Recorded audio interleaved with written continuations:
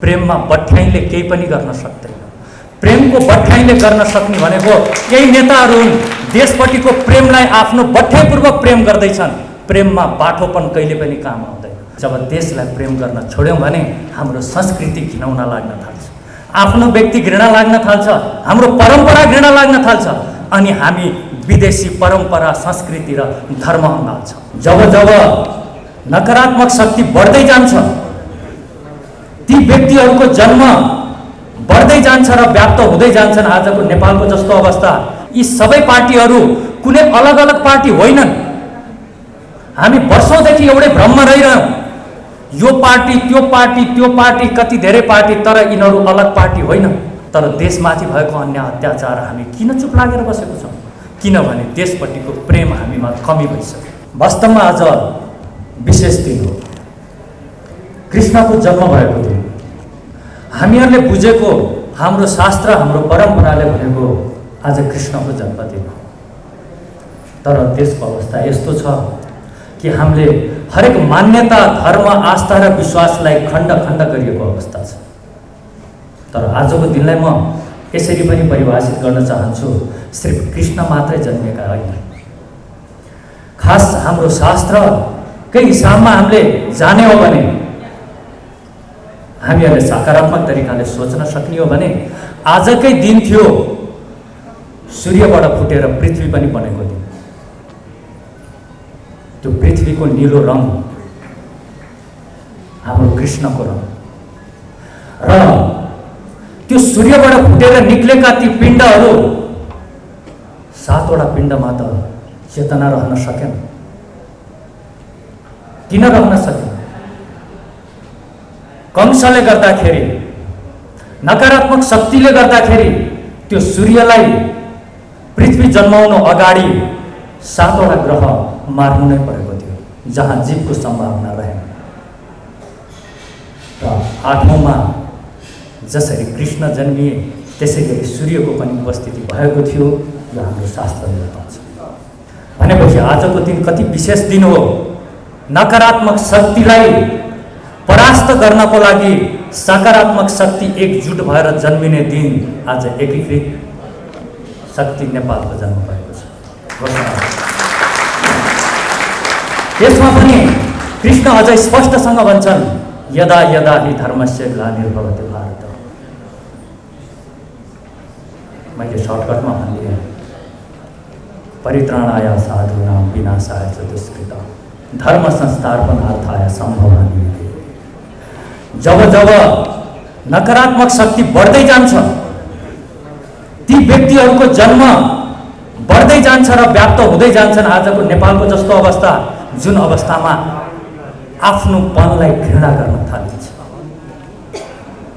थाहा छ नि, मन परेको व्यक्तिको कहाँसम्म सुगन्ध अनुभव गर्न सकिन्छ भन्ने मन नपरेको व्यक्तिलाई पनि कतिसम्म घिनौनामा लिइन्छ। यसको पराकाष्ठको उदाहरण आज छ। आजका राजनीति गर्ने ती नेताहरू, म धेरै समय उनीहरूको कुरा गरेर पनि म बिताउन चाहन्न। मलाई लाग्छ घोषणापत्र अगाडि यी कुराहरू भन्न जरुरी थियो। म पनि यो बिचको समयमा लागि नै राखेँ। यतिखेर धेरै कोठाहरूमा पार्टीको घोषणा, मोर्चाको घोषणाको लागि गुटबन्द भइ नै रहेको छ। धेरै गुटबन्दमा म पनि पुगेको, तर मिल्न सक्ने क्षमता, त्यो साहस धेरै कमले देखाउन थाले। जब देश बिरामी हुँदाखेरि देशको उपचारको लागि मिल्न सक्दैनौँ भने ती काल्पनिक कल्पनामा रहेका पार्टी र मोर्चाहरूले भोलि के गर्न सक्ला?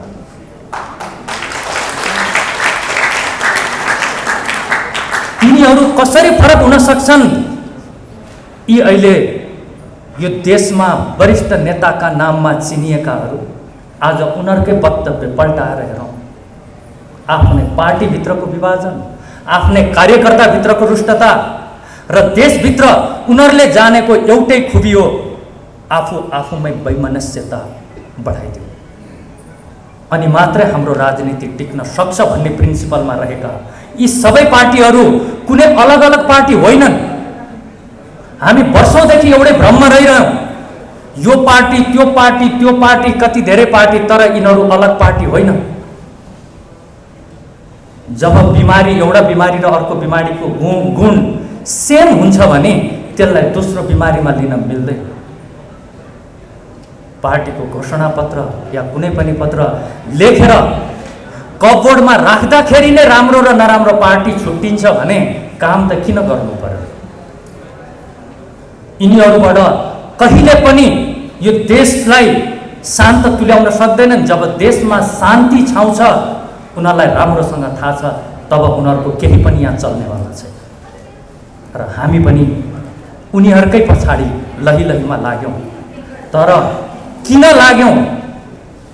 धेरै कम व्यक्तिले महसुस गर्न थाले। किन लहीलहीमा लाग्यौँ? हामीलाई के चिजले उनीहरूको त्यो चिजमा तानिरख्यो? आज हामी उनीहरूलाई छोड्नै सक्दैनौँ। के भएको त्यस्तो? हामीले कहिले गौर गर्यौँ?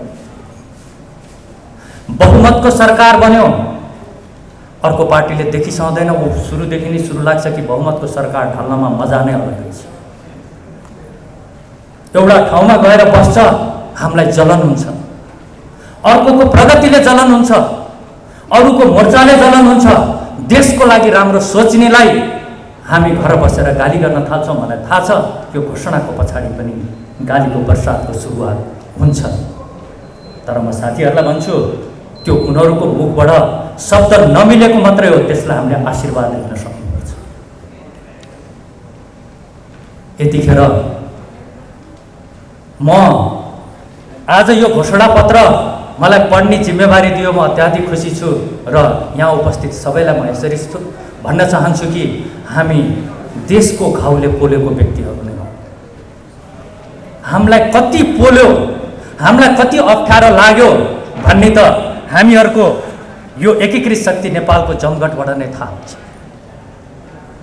हामीले कसरी खपेर बस्न सक्यौँ? यिनीहरूको उद्दण्डता कसरी हेरेर बस्न सक्यौँ? देशको भविष्य यिनीहरूको हातमा दिएर हामी कसरी शान्त बस्न सक्यौँ? र फेरि पनि चुनावको घोषणा हुँदैछ, फेरि पनि बेशरम भएर यिनीहरू त्यसै गरी भोट माग्न आउँदाखेरि हामी उनीहरूलाई भोट दिने कसरी हिम्मत गर्न सक्छौँ? कि हामीलाई यो देशको कर्णधार युवाहरूको भविष्यको चिन्ता छैन?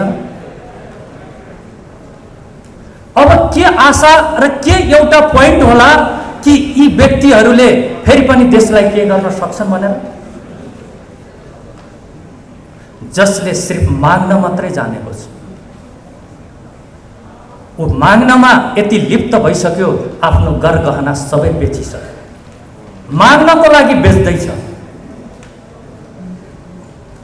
किन बेचको पनि र नयाँ पिँढीलाई पनि एक किसिमले मगन्ते बनाउने शिक्षा दिँदैछ यी राजनीतिक पार्टीहरू। यदि साँच्चै नै देशप्रति प्रेम र आफ्नो भावी सन्तानको भविष्यको यदि कसैलाई माया छ भने यिनीहरूको खुलेर प्रतिकार गर्न थालौँ। नत्र भने हामीहरूले बच्चा जन्माएर सिर्फ विदेश पठाउनको लागि होइन, यो भूमिमा जन्मिनुको ठुलो माइने छ। हामीलाई यो भूमिले जन्माएको हो, यो भूमिको डिमान्ड थियो हामी हुनुमा, तर हामी सजिलैसँग अरूको हुन थाल्यौँ। र म कृष्णको यही कुरालाई नै म फेरि पनि भन्न चाहन्छु, यो देशलाई प्रेम गरौँ, सिर्फ प्रेम गरौँ। कृष्णको भाषामा नै भन्न चाहन्छु, प्रेम गरौँ। जब हामी प्रेम गर्न थाल्छौँ नि, जब देशलाई नै प्रेमी बनाउन थाल्छौँ नि, यो देशको हरेक पीडाले हामीलाई छोड्न थाल्छ।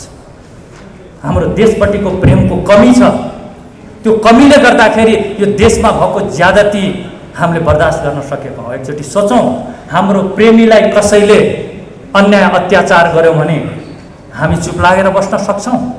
तर देशमाथि भएको अन्याय अत्याचार हामी किन चुप लागेर बसेको छौँ? किनभने देशपट्टिको प्रेम हामीमा कमी भइसक्यो। यदि हामीले देशलाई प्रेम गऱ्यौँ भने हामीभित्र सिद्धान्तहरू जन्मन थाल्छ। जब देशलाई प्रेम गर्न छोड्यौँ भने हाम्रो संस्कृति घिनाउन लाग्न थाल्छ, आफ्नो व्यक्ति घृणा लाग्न थाल्छ, हाम्रो परम्परा घृणा लाग्न थाल्छ, अनि हामी विदेशी परम्परा संस्कृति र धर्ममा हाल्छौँ। कृष्णले कति राम्रोसँग भनेको छ, स्वधर्म निधनम श्रेय परधर्म भयावह। हामीले सोच्नुपर्छ, यदि साँच्चै नै हामी यो देशको भविष्य र यो देशको भविष्यका कर्णधारको भविष्यलाई हामी ख्याल गर्ने हो भने हामीले चाँडै नै आफूभित्रको त्यो शक्तिलाई पनि एकत्रित गर्न जरुरी छ र उनीहरूको खुलेर प्रतिकार गर्न जरुरी छ। ती व्यक्ति जसले यो देशमा केही पनि राम्रो देखेनन्, सबै चिज अरूको राम्रो देख्न थाले। याद गरौँ न, आफ्नो नराम्रो लागेर जब अरूको राम्रो लाग्न थाल्छ, त्यस पछाडि के हुन्छ त ठ्याक्कै यी नेताहरू जो देशको भविष्य हातमा लिएर बसेका छन्, यस्तै नै अवस्था हुन्छ। हामीले छोटोमा भन्नुपर्दा देशलाई प्रेम गर्ने बानी बसालौँ, आजैबाट सुरु गरौँ र जति देशको हामीप्रति प्रेम बढ्दै जान्छ त्यति देशको चोटले हामीलाई छुन्छ र देशमाथि घात गर्नेहरूलाई हामीले दुश्मनको रूपमा देख्न थाल्दछौँ। अनि मात्रै यो देशकोले अर्को फड्को लिन सक्छ। नत्र भने अझसम्म पनि ती व्यक्तिहरू हामीहरूले यो देशमा नयाँ पार्टी नयाँ मोर्चा घोषणा गर्नुपर्छ भनेर बसिरहेको छन्, सुरुवातमै मिल्न सक्ने हिम्मत गर्दैन। यिनीहरू त्यही व्यक्ति हुन् जो व्यक्ति आज सत्तामा बसेर मिल्न नसकेर देशलाई कुन हालतमा पुर्याएको छन्, त्यो चिजलाई याद गरौँ। सकिन्छ, हिम्मत छ र यदि प्रेम भाव छ भने लाटोको जस्तो गरी प्रेम गरौँ। प्रेममा बठ्याइले केही पनि गर्न सक्दैन। प्रेमको बठ्याइले गर्न सक्ने भनेको केही नेताहरू हुन्, देशपट्टिको प्रेमलाई आफ्नो बठ्याइपूर्वक प्रेम गर्दैछन्। प्रेममा बाठोपन कहिले पनि काम आउँदैन। प्रेमलाई लाटो तरिकाले प्रेम गरौँ। यो हाम्रो देश हो, हामी यसलाई प्रेम गर्छौँ। प्रेमको सुरुवात नै यो देशलाई, यसको देशको हृदय हामीभित्र धड्किन थाल्छ। यसलाई मनन गरौँ र नेगेटिभ शक्तिहरूले फेरि पनि यो शक्तिलाई तोडफोड गरेर भ्रमित बनाउने कोसिस गर्छन् भने उहाँहरूले पनि एउटै चिज सोच्नुहोस्, नेगेटिभै सोच्ने यदि बानी छ भने नयाँ शक्ति यदि बनेर आउँदैछ, एकत्रित हुँदैछ, त्यो हेर्न सुन्न सकिएन भने यी नेताहरूलाई खप्न चाहिँ किन सकियो, उहाँहरूलाई क्वेसन राख्दै म घोषणापत्र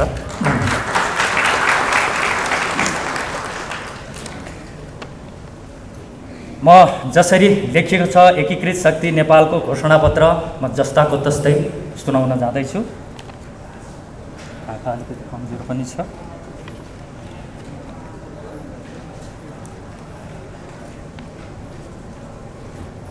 शान्त, स्थिर र समृद्ध नेपाल हामी नेपाली सबैका साझा सपना हो। विक्रम सम्वत 1825 मा नेपाल एकीकरणको प्रारम्भिक तर मुख्य कार्य सम्पन्न भएपछिका 40 वर्ष हामीले देशलाई एकताबद्ध तुल्याउने महाअभियानमा बितायौँ। विक्रम सम्वत 1872 को सुनौली सन्धिपछि एकीकरण अभियानले विश्राम मात्र लिएन, हाम्रो स्वाभिमानमा भएको 1,05,000 वर्ग किलोमिटर भूभाग पनि गुमाउनु पर्यो। यस दृष्टिले नेपाली इतिहासको सर्वाधिक दुर्दान्त घटनाका रूपमा सुगौली सन्धि सन् 1515 डिसेम्बरलाई लिन सकिन्छ। त्यस घटना पश्चात नेपालीहरूमा एक प्रकारको निराशा भाव उत्पन्न भयो र केही परिवारमा सीमित नेपाली राजनीतिमा सत्ता सङ्घर्षको भद्दा एवं कुरूप श्रृङ्खलाको सुरुवात हुन पुग्यो। विक्रम सम्वत 1903 मा जङ्गबहादुर राणाको उदय भएपछिका 104 वर्षसम्म नेपालले राजनैतिक स्थिरताको महसुस गरे पनि प्रजातान्त्रिक दृष्टिले उक्त कालखण्डलाई निशाकालका रूपमा बुझिन्छ। यद्यपि राष्ट्रियता सबलीकरणमा भने राणाकाल स्मरणीय बन्यो। सुगौली सन्धिका क्रममा गुमेको केही भूभाग फर्काउन सक्नु, नेपालको अन्तर्राष्ट्रिय पहुँच स्थापित गर्नु, देशको सीमा सुनिश्चित गरी नक्साङ्कन कार्य सम्पन्न हुनु, पृथ्वीनारायण शाहका नीति व्यवहारको पदचापमा मुलुकलाई अघि बढाउन सक्नु, आफ्नै मुलुकमा हात हतियार तथा गोलीगट्ठा उत्पादन कारखाना स्थापना हुनु लगायतका कैयन महत्त्वपूर्ण कार्यले राणाकाललाई राष्ट्रियताका दृष्टिले स्मरणीय बनाएको छ। विक्रम सम्वत 2000 सालको राजनीति परिवर्तन सैद्धान्तिक एवं वैचारिक दृष्टिमा उत्तम र विशिष्ट मानिएको छ र एउटा पारिवारिक निरङ्कुशताको दास्ताबाट मुक्त भई प्रजातान्त्रिक पद्धतिमा मुलुक प्रवेश हुनुलाई हामीले युगान्तकारी परिवर्तन मानेका छौँ। तर 2007 सालको परिवर्तन यता नेपाली राजनीति स्थिर, राष्ट्रपयोगी र जनहितमुखी बन्न नसकेको यथार्थ हामी बेहोर्दैछौँ। 7 दशक अघि उत्पन्न राजनीतिक झमेला र राजनीतिक केन्द्रित राजनीतिबाट अहिलेसम्म मुक्त नपाउनु नेपाली जनका निम्ति दुर्भाग्यपूर्ण हो।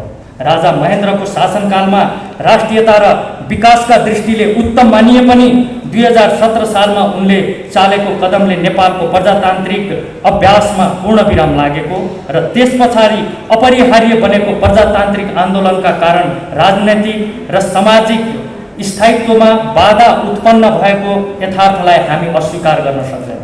2046 सालमा जनता र राजाको सहमतिमा स्थापित प्रजातन्त्र आफैमा उन्नत र नेपालको सन्दर्भमा उपयुक्त भए पनि 2052 सालमा माओवादीका नाममा सुरु भएको प्रजातन्त्र विरुद्धको हिंसात्मक सङ्घर्षले नेपाली जनतालाई प्रजातन्त्रको रसस्वादन गर्ने अवसरबाट वञ्चित तुल्याएको घटना सन्दर्भलाई भुल्न सकिँदैन। 2047 सालमा राजा नेपाली काङ्ग्रेस र वामपन्थी कम्युनिस्टहरूको साझा दस्तावेजका रूपमा आएको संविधानलाई प्रजातन्त्र र राष्ट्रियताका दृष्टिले समेत उपयुक्त मानिएको हो। बेलायती मोडलको प्रजातान्त्रिक प्रणाली स्थापना हुँदा हामीले मुलुकमा राजनैतिक विवाद र झमेला अन्त्य भई स्थिरता, शान्ति र समृद्धिको यात्रा प्रारम्भ हुने विश्वास गरेका थियौँ। तर प्रजातन्त्र विरुद्ध माओवादीले सुरु गरेको हिंसात्मक सङ्घर्षले देशको सामाजिक जीवन,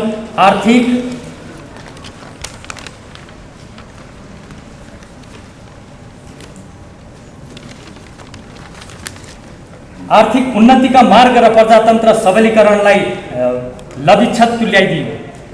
प्रजातन्त्र विरुद्ध सुरु गरिएको माओवादीको हिंसात्मक सङ्घर्षलाई विराम लगाउने क्रममा भएका सम्झौता र 12 बुँदे सम्झौताको जगमा प्रकटीकरण भएको संविधानले नेपाली राष्ट्रियता तथा राष्ट्रिय एकता र अखण्डतामा गम्भीर चुनौती थपेको हामीले ठानेका छौँ। राजनैतिक दलको नेतृत्व, तिनको सोच, व्यवहार र अवलम्बन गरिएका नीति र कार्यक्रमले कतै देश असफल राष्ट्रमा रूपान्तरित हुने हो कि भन्ने सन्देह बढाएको छ।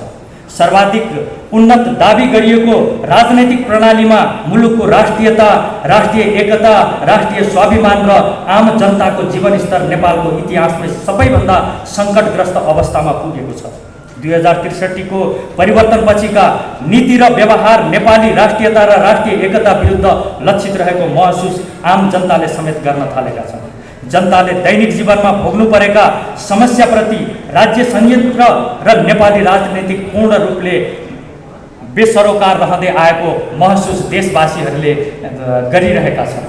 संविधान सभाबाट जारी गरिएको वर्तमान संविधान नै मुलुकमा अशान्ति, अस्थिरता र अन्योलताको मूल स्रोत बनेको छ भन्न अब हिचकिचाउनु पर्दैन।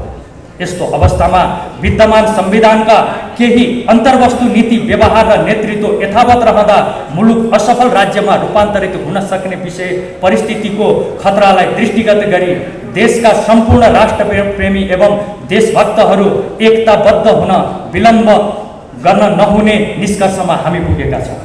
वर्तमान संविधान र देश एकसाथ सुरक्षित तुल्याउन नसकिने ठहर सहित हामी देशभक्त राष्ट्रप्रेमीहरू मोर्चाबद्ध भएर राष्ट्र विरुद्धका चुनौतीहरूको सामना गर्न प्रतिबद्ध भएका छौँ।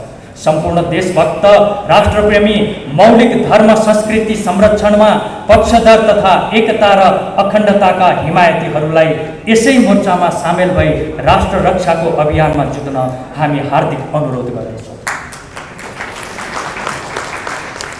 परिवर्तनका अपरिहार्य कारणहरू: राष्ट्रियता कमजोर हुँदै गएको, सामाजिक सद्भाव र राष्ट्रिय एकता दुर्बल भएको, सार्वभौमिक सर्वोच्च र राष्ट्रिय अखण्डताको रक्षा हुन नसकेको, नेपालीहरूको मौलिक धर्म संस्कृति र परम्पराको संरक्षण हुन नसकेको, पराया धर्मको कृत्रिम विस्तारलाई काबुमा लिन नसकेको, नखोजेको, राज्य संयन्त्रलाई राजनीतिकरण र पार्टीकरण गरिएको, राष्ट्रिय उत्पादनका साधन र उत्पादकत्वको विकास हुन नसक्दा मुलुकले धान्नै नसक्ने गरी व्यापारी घाटा बढेको, पर्यावरण सुधार र संरक्षणमा राज्य उदासीन रहेको, व्यवस्थित आवासीय व्यवस्था औद्योगिकरण र रोजगारी प्रवर्तन गर्ने कार्यक्रम तर्जुमा हुन नसकेको, व्याप्त भ्रष्टाचार नियन्त्रण र सुशासन तथा पारदर्शिताका निम्ति कुनै कदम नचालिएको, नेपाल र नेपालीको गरिमामय प्रतिष्ठा सम्मान विश्व सामु अति कमजोर हुँदै गइरहेको, विकास निर्माणका कार्यमा गुणस्तरीय र अनियमितता शून्य तुल्याउन राज्य असमर्थ रहेको, कर्मचारी प्रशासनलाई जनमैत्री कार्यमुखी र इमान्दार बनाउन नखोजिएको, न्यायिक निकायहरूप्रतिको आस्था विश्वास र भरोसामा भारी ह्रास आउँदा पनि त्यसको सुधारका निम्ति कुनै पहल नगरिएको, विपन्न र पिछडिएका मानिसहरूको न्याय र अवसरमा पहुँच स्थापित गराउने कुनै विशेष कार्यक्रम नभएको, स्वास्थ्य सेवालाई गुणस्तरीय सुलभ र व्यापक तुल्याउन नसकेको, कृषि उत्पादन र कृषि मैत्री नीति र व्यवहार नभएको, निशुल्क गुणस्तरीय र राष्ट्रोपयोगी शिक्षा व्यवस्थाको विकास गर्नेतर्फ राज्य उदासीन रहेको, युवाहरूमा लक्षित गर्ने खेलकुद रोजगारी र स्वास्थ्य सुरक्षा सम्बन्धी प्रभावकारी कार्यक्रम तर्जुमा गर्न नसकेको, नेपाली गीत सङ्गीत र कलाकर्मलाई सम्मानित एवं व्यवसायिक तुल्याउन नसकेको, नागरिकको दैनिक जीवनलाई सहज सरल सुलभ र आनन्ददायक तुल्याउन नसकेको, प्रजातन्त्र सम्मत व्यवहार राजनीतिक क्षेत्रमा प्रकट हुन नसकेको, यातायात व्यवसायलाई मर्यादित र सुरक्षित तुल्याउने तर्फ चासो प्रकट नभएको, शैक्षिक न्यायिक र स्वास्थ्य लगायतका संवेदनशील क्षेत्रलाई राजनैतिक मुक्त बनाउन नसकेको, बढ्दो अपराध र अपराधीकरणलाई नियन्त्रण गर्न असफल रहेको, राष्ट्र केन्द्रित एवं जनमुखी राजनीतिको विकास गर्न नखोजिएको, शिक्षा स्वास्थ्य र रोजगारी न्याय र सुरक्षा प्रणाली जनोपयोगी नभएको। यति धेरै प्रब्लममा त देश रहेछ, यो पढ्दाखेरि अझै स्पष्ट हुन्छ। तैपनि हामी हेरेर बसिरहेको छौँ। एनिवे, र हाम्रा प्रतिबद्धताहरू एकीकृत सार्वभौमिकता सहितको धर्म सापेक्ष राष्ट्र, मौलिक धर्म संस्कृति परम्परा इतिहास र सभ्यता सहितको समृद्धि, गैर जातिवादी अवधारणाको कार्यान्वयन, जनता राज संस्था र राजनीतिक दलहरू बीचको समन्वयकारी राजनीतिक प्रणाली, सबल र सुदृढ नेपाली राष्ट्रिय सेना, ट्रेड युनियनहरूको व्यवस्थापन, न्याय सुरक्षा, शिक्षा र स्वास्थ्य सेवा निशुल्क,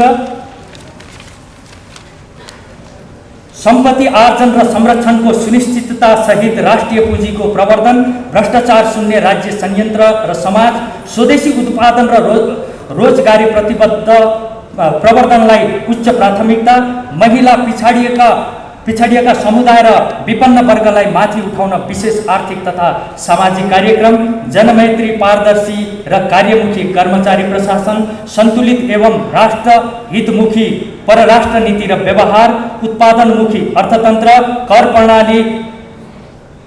प्रणाली मुरहित जनमुखी आर्थिक नीति योजना र कार्यक्रम। मैले सायद शब्द केही मिस्टेक पनि बोलेँ होला, माफी चाहन्छु। लक्ष्यहरू: अखण्ड एवं सुदृढ र सम्मानित सार्वभौमिकता सहितको एकबद्धता नेपाल निर्माण गर्ने, सामाजिक सद्भाव र जातीय एकता पुनर्स्थापित गर्ने, स्थानीय तहमा अधिकार सेवा र सुविधाको क्षेत्र विस्तार गर्दै स्थानीय तहलाई जिम्मेवार बनाउने र प्रादेशिक संरचना विस्थापित गराउने, स्वास्थ्य शिक्षा रोजगारी न्याय सुरक्षा र मनोरञ्जनमा सबै नागरिकको पहुँच स्थापित गर्ने, बौद्ध किराँत बोन जैन सिख मैत्रीय र इस्लाम लगायतका धर्म संस्कृतिको संरक्षण गर्ने, वैदिक सनातन हिन्दू राष्ट्र स्थापना गराउने, भ्रष्टाचार र अनियमितता शून्य शासन प्रशासन बनाउँदै समृद्ध नेपालको भविष्य सुनिश्चित गराउने। राजनीतिक प्रणाली: संसदीय प्रजातन्त्र, कानुन निर्माणमा केन्द्रित व्यवस्थापिका, निष्पक्ष पारदर्शी र न्यायिक न्यायपालिका, सर्वमान्य निष्पक्ष र जिम्मेवारी राष्ट्र प्रमुख। विचार र दर्शन: पृथ्वीनारायण शाहको विचारलाई मार्गदर्शक सिद्धान्तका रूपमा अवलम्बन गरिनेछ। मार्गदर्शक सिद्धान्त श्री 5 बडा महाराज धीराज पृथ्वीनारायण शाहकृत ऐतिहासिक व्यक्तित्वहरू बहादुर शाह, राजेन्द्र लक्ष्मी शाह, राजा राम शाह, राजा महेन्द्र शाह, महेन्द्र मल्ल, काजी कालू पाण्डे, विसे नगरजी, जङ्गबहादुर राणा, भक्ति थापा, बलभद्र कुवर, शङ्खधर सातवा, भ्रिकुटी अरनिको, भीमसेन थापा, जय पृथ्वी बहादुर सिंह, भानुभक्त आचार्य, लक्ष्मीप्रसाद देवकोटा, लेखनाथ पौडेल, बालकृष्ण साउ। प्रेरक व्यक्तित्वहरू बीपी कोइराला, मदन भण्डारी, कृष्ण प्रसाद भट्टराई, गणेश मानसिंह। विकासको मापदण्ड पर्यावरणीय अवस्था सुधारका कार्यक्रम, जनताको खुसी, इतिहास र सभ्यताको रक्षा, सुशासन, मौलिक धर्म, संस्कृति र परम्पराको संरक्षण, कला र खेलकुदको स्थिति, प्राकृतिक स्रोत पहिचान र परिचालन, भौतिक विकास, सडक यातायात, सञ्चार, ऊर्जा तथा विकासको गुणस्तर, समाज व्यवस्था, नारी बालबालिका र ज्येष्ठ नागरिकको अवस्था, अपराध न्यूनीकरण तथा शान्ति सुरक्षाको स्थिति, मनोरञ्जनका साधनको उपलब्धता, जल तथा भू उपयोग तथा जल संरक्षण, औद्योगिक उत्पादन र मजदुरहरूको अवस्था, कृषि उत्पादन र कृषकहरूको अवस्था, रोजगारी प्रवर्धन, सामाजिक सुरक्षा, स्वास्थ्य शिक्षा प्रणाली र शैक्षिक व्यवस्था, परराष्ट्र सम्बन्ध, व्यवहार र परिणाम, व्यापार घाटा, मुद्रास्फीति। हामी मुलुकको शान्ति, स्थिरता र समृद्धिका निम्ति प्रतिबद्ध रहँदै आएका सबै राष्ट्रप्रेमी, देशभक्त, धर्म सापेक्षताका पक्षधर, विकास प्रेमी जनसमुदायमा एकीकृत शक्ति नेपालको आबद्धताका निम्ति हार्दिक आह्वान गर्दछौँ। एकताबद्ध एवं प्रतिबद्ध जनशक्तिको सक्रिय इमान्दार र सात्विक प्रयासमा मात्र परिवर्तन निश्चित हुने विश्वास हामीले लिएका छौँ। आमूल परिवर्तनबाट मात्र विद्यमान सबै खाले समस्याको समाधान हुने हाम्रो ठुलो ठहर छ। जय देश, जय मातृभूमि।